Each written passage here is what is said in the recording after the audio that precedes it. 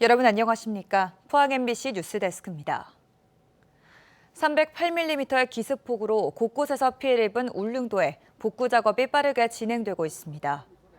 어제에 이어 오늘도 군청과 군인, 경찰, 소방 등 공무원 400여 명과 주민들이 복구에 나서 응급 복구를 마쳤고 현재 일주도로는 정상 소통되고 있습니다. 울릉 지역 상인들은 폭우 피해가 실제보다 크게 알려져 관광 예약 취소가 일부 있기는 하지만 영업에는 지장이 없다고 밝혔습니다. 울릉구는 관광시설은 피해가 없었다며 귀성객과 관광객 맞이에 문제가 없도록 내일까지는 피해 복구를 완료할 계획이라고 밝혔습니다.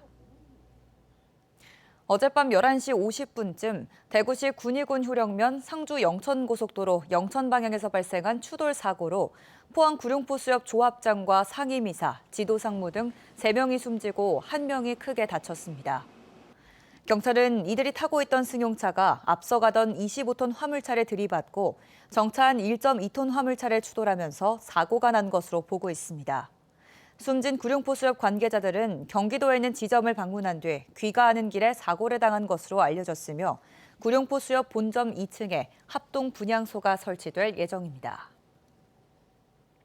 우리 지역의 산사태, 땅 밀림 위험성과 대비 실태를 짚어보는 연속 보도 마지막 순서입니다.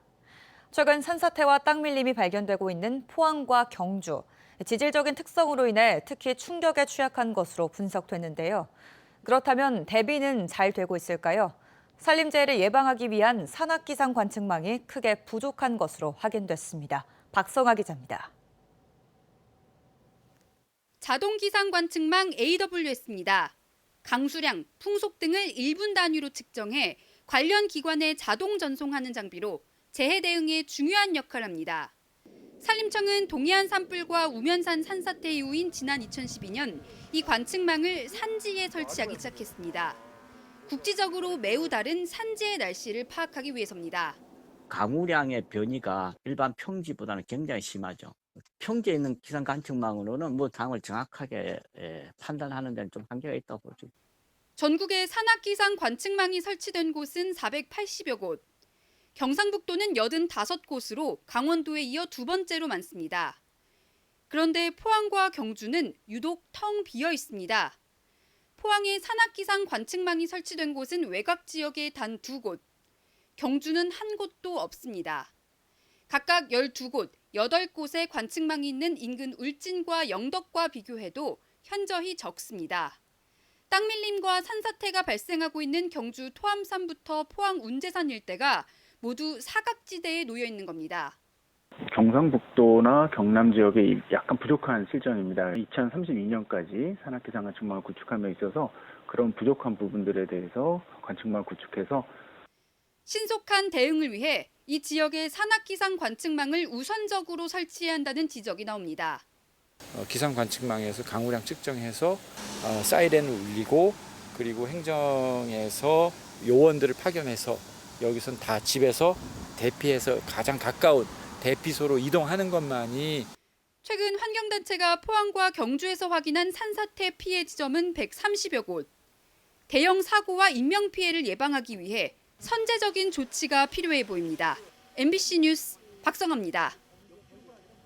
경주시의회는 오늘 한국수력원자력 수출사업본부 이전설과 관련해 성명서를 발표하고 한수원 핵심 부저 이전 계획은 지역 주민들을 배신하는 행위라며 같은 사태가 발생하지 않도록 재발 방지 대책을 촉구했습니다. 또 방패장 특별법에 따라 한수원 본사가 경주로 이전했다며 방패장 유치 시 약속했던 지원을 철저히 이행하고 지역 주민과 진실된 소통에 최선을 다할 것을 요구했습니다. 포항시가 꿈트리 센터에 푸드테크 배움터를 열었습니다.